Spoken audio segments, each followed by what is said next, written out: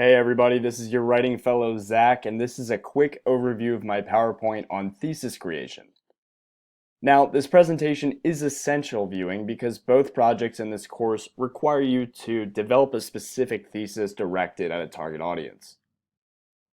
Before we go ahead and get into the main points, I want to go ahead and explain the function of a thesis and how you could think of it.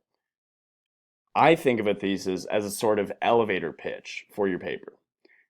If we were in an elevator and you only had 5 floors to explain your entire paper to me, could you do it?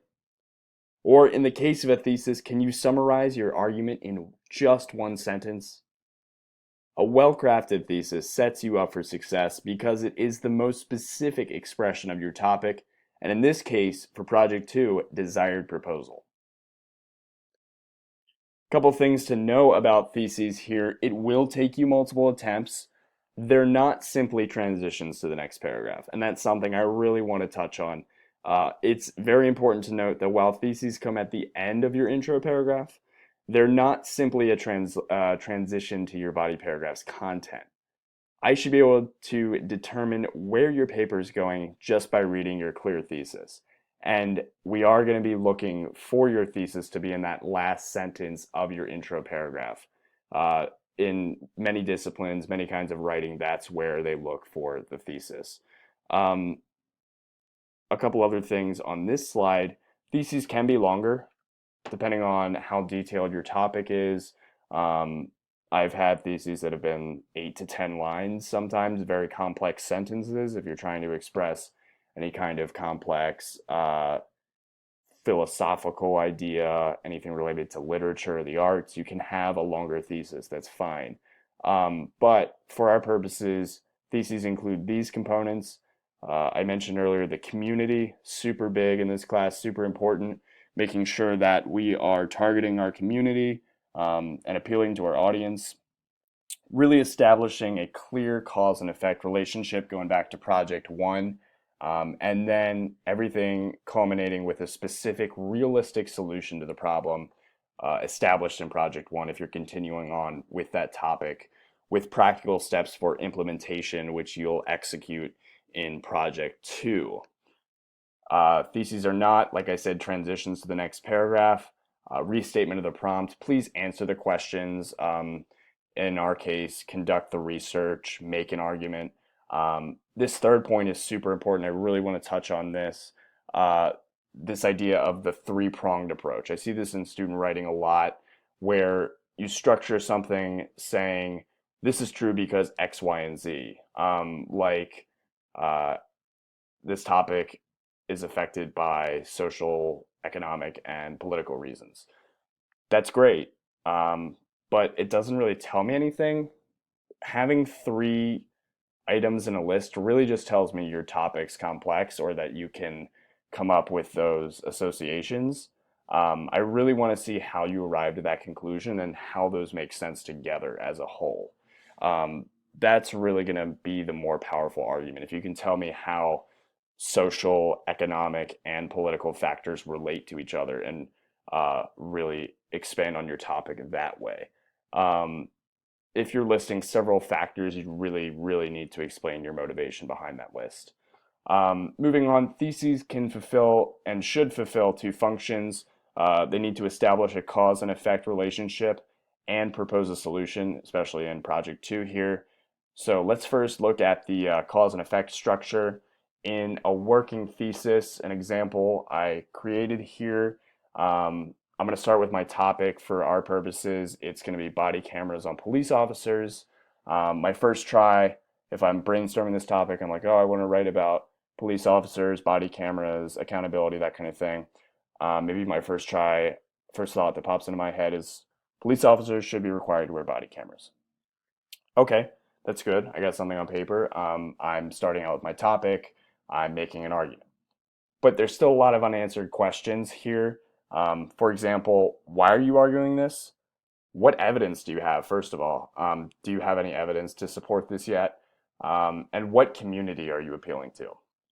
Hopefully we can get some of those answered in our second try, which is in order to decrease incidents of police brutality in the city of Phoenix, officers should be required to wear body cameras. This is good. This is much better because you appealed to a certain community and you incorporated that cause and effect logic from Project One. However, you could be more specific. Let's give it another try. Our third draft here: Phoenix police officers should be required to wear body cameras in order to decrease incidents of police brutality while at the same time remaining accountable to the public whom they serve. This is so much better. It includes that cause and effect relationship, a localized cause, and takes a definitive stance. But we really want to avoid using that verb should in a thesis statement because it can give the impression that the writer is expressing their opinion and can come off as preachy and biased. Remember, we really want to ground our argument in verifiable evidence and make strong, informed decisions and arguments. And with that in mind, with those pieces of advice in mind, let's go ahead and jump to the final draft here, where you want to really dwell on this point here. Instead of telling the audience what to do, find a way to give the same solution in a way that shows what tangible effect it will have.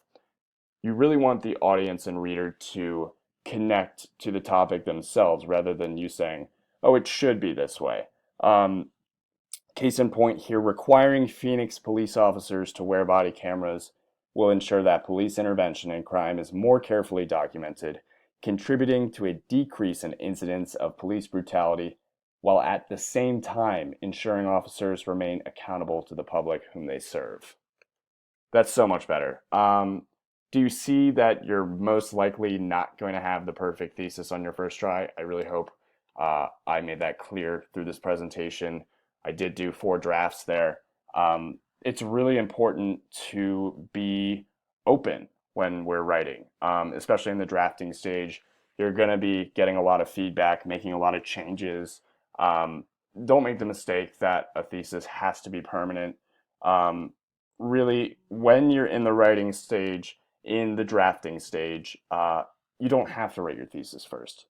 That's something I learned. I didn't learn until college, but it was super important. You can start working backwards if you get stuck. You can start with your body paragraphs, your topic sentences, and hopefully that will make the topic make a little more sense because you're seeing exactly what you're arguing, and then you're taking that information, that evidence, and shaping it into a thesis. So if that works for you, I'd suggest doing that. It works for me. That's something I do a lot because it does really help me lay out what my thoughts are and how I'm really going to express that concisely in a thesis.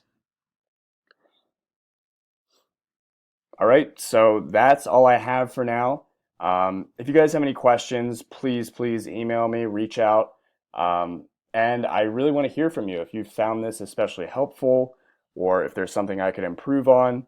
I'm just starting to get into this screencasting thing. So if you guys want to shoot me an email, let me know how I did. Or if I can be of more help, maybe create another one of these on another topic you'd like to see. Please let me know. My email's right there, zquinn@asu.edu. Again, that's zquinn@asu.edu. I really hope to see some of you in my Google Hangouts. And good luck on your project. Good luck in the course. Hope I hear from you.